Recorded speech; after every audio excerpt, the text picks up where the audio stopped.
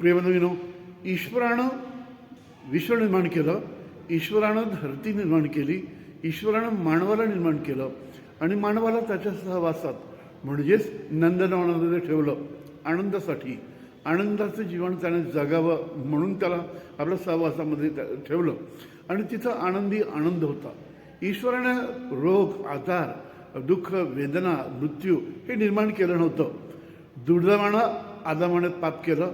उत्पत्ती पुस्तकामध्ये 3ऱ्या अध्यायामध्ये आपण वाचतो, आदामाने पाप केलं. आदाम सैतानाच्या आहारी गेला आणि त्या क्षणी दुःख, वेदना, आजार, मृत्यू यांनी जगामध्ये प्रवेश केला. आणि म्हणून आज आपल्याला आढळतं की सगळीकडे हा दुःखाचा आगडोंब आहे. दुःख, वेदना, आक्रोश व मृत्यू ह्याचा थैमान आपल्याला सगळीकडं आढळून येतो. येशू ख्रिस्त धर्तीवरती अवतरतो हे सगळं नष्ट करण्यासाठी. म्हणून योहान लिखित शुभवर्तमानामध्ये 10:10 तो म्हणतो की मी आलेलो आहे की तुम्हाला जीवन प्राप्त व्हावं आणि विपुल प्रमाणामध्ये जीवन प्राप्त व्हावं. आपल्याला विपुल प्रमाणामध्ये जीवन प्राप्त व्हावं, आपण आनंदी जीवन जगावं अशी ईश्वराची इच्छा आहे. आणि म्हणून तो ह्या धर्तीवरती अवतरलेला असताना तो आपल्या शिष्यानं सांगतो की स्वर्गाचं राज्य जवळ आलेलं आहे. स्वर्गाचं राज्य म्हणजेच काय की जिथं दुःख नाही, वेदना नाही, आनंद आहे, रोग नाही, अशा प्रकारचं राज्य ते निर्माण करण्यासाठी स्वर्गाच्या राज्याच्या आड येणाऱ्या सगळ्या गोष्टी तो नष्ट करण्याचा प्रयत्न करतो. म्हणून माणसाला सगळ्या बंधनातून मुक्ती मिळावी, मग ते मानसिक बंधन असो, शारीरिक बंधन असो, सामाजिक बंधन असो, बौद्धिक बंधन असो, सगळ्या बंधनातून मुक्ती मिळवून स्वर्गाच्या राज्याचा अनुभव माणसाला यावा अशी ईश्वराची इच्छा. आणि म्हणूनच त्यांनी आंधळ्यांना डोळस बनवलं, मुक्यांना वाचा दिली, बहिरांना कान दिले, मृतांना संजीवन दिलं, लाजरसला मेलेल्यातून त्यांनी उठवलं आणि स्वर्गाच्या राज्याचा अनुभव समाजाला दिला. प्रिय बंधूंनो, आपण सगळ्यांनी निरोगी असावं अशी ईश्वराची इच्छा आहे. आणि म्हणूनच तो सगळ्या प्रकारच्या बंधनातून माणसाला मुक्त करत असतो.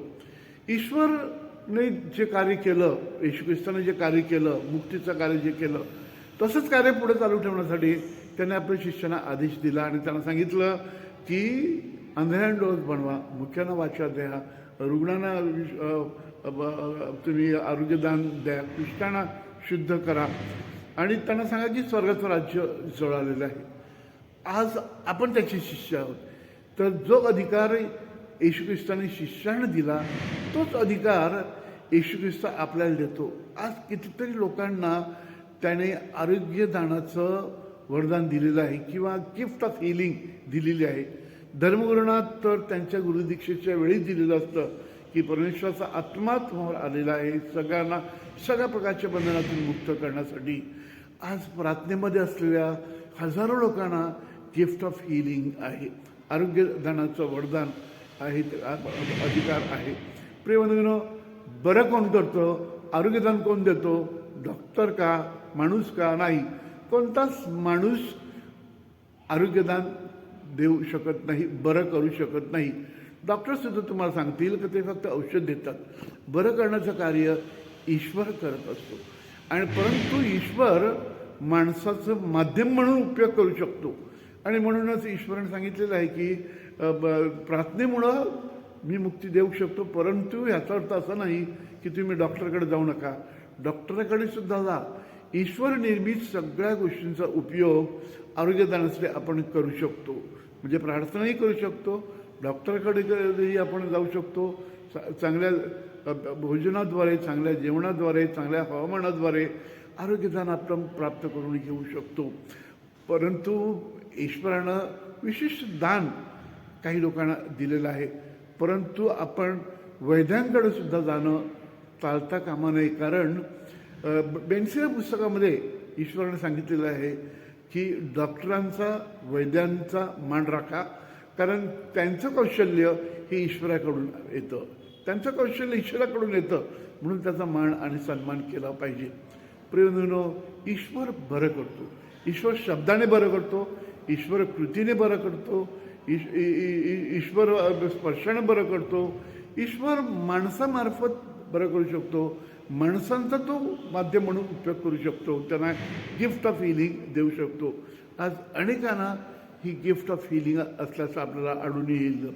प्रियबंधूंनो, करोनाचा कालखंड जेव्हा रोगांचं सगळीकडे थैमान होतं, भीतीचं भयाचं वातावरण होतं, ह्या वेळेला वसईतील अनेक जणं बोटीवरती अडकून पडलेले होते आणि आजारी होते. तिथे एक तरुण जो बोटीवरती करोनाने कोमामध्ये गेलेला होता, त्याला सिंगापूरला आणण्यात आलं, दवाखान्यात आणण्यात आलं, त्याला ICUमध्ये ॲडमिट केलं गेलं आणि त्याच्या पत्नीला इथं वसईमध्ये फोन आला, तुझा पती फक्त 24 तास जगणार आहेत, तुम्ही इथं येऊन जा. आणि तिने डॉक्टरांनी सांगितलं, मी येणार नाही, माझा पती बरा होणार, माझा विश्वास आहे, मी प्रार्थना करणार, ईश्वरावरती माझा विश्वास आहे. त्याने म्हटलेलं आहे मागं म्हणजे मिळेल, त्याने म्हटलेलं आहे तुम्हाला हाक द्या, मी तुम्हाला साथ देईन. त्याने म्हटलेलं आहे तुम्ही मला हाक दिल्यावर मी स्वर्गातून येऊन मी तुमच्या गरजा भागवीन. त्याने म्हटलेलं आहे की मी तुमच्या जखमा बांधीन, मी सगळे तुमचे रोग बरे करीन. आणि मग तिने मला सांगितलं, मी तिची दोन्ही मुलं आम्ही दिवसाला 4 वेळा ऑनलाईन प्रार्थना करायला लागलो. आणि आश्चर्य काय, दुसऱ्या दिवशी त्याने हाताची बोटं हलवायला सुरुवात केली, तिसऱ्या दिवशी त्याने हळूहळू डोळे उघडायला सुरुवात केली, 10व्या दिवशी त्याने हालचाल करायला सुरुवात केली आणि महिन्याभरामध्ये तो पूर्णपणे बरा झाला. आज तो अनेकदा पुन्हा बोटीवरती जाऊन आला. प्रभूचा गौरव असो, कारण प्रभूने प्रार्थनेच्या माध्यमातून त्याला मुक्त केलं होतं. प्रियबंधूंनो, एक स्त्री अमेरिकेमध्ये 40 दिवस कोमामध्ये होती.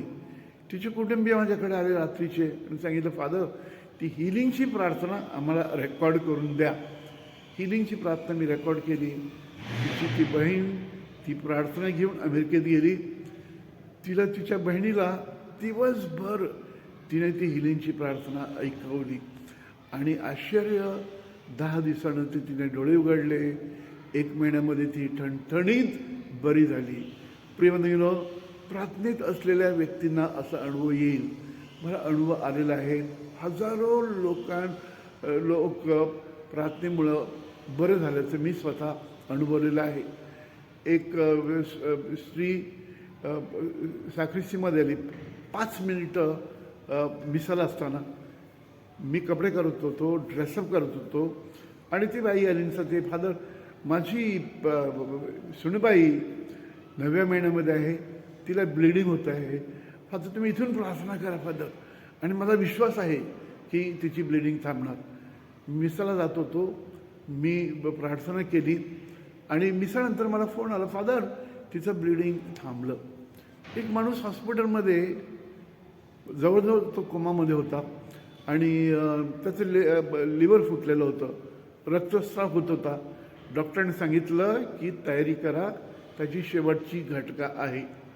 मला फोन आला, मी तिथे गेलो, प्रार्थना केली आणि 3 तासानंतर मला पुन्हा फोन आला, फादर त्याचा रक्तस्राव थांबलेला आहे आणि त्याला घरी डिस्चार्ज दिलेला आहे, घरी पाठवलेलं आहे.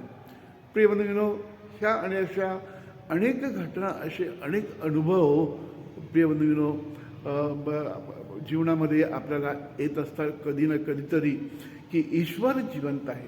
तो जिवंत आहे आणि तो जिवंत असल्यामुळं तो आजही 2000 वर्षापूर्वी त्यांनी जशा प्रकारचं कार्य केलं तशा प्रकारचं तो कार्य करत आहे.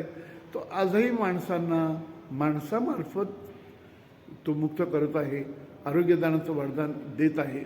प्रियबंधूंनो, आरोग्यदानाचं वरदान, आरोग्य देणं हे फक्त ईश्वराचंच कार्य आहे, पण माणसाचं तो माध्यम म्हणून उपयोग करू शकतो.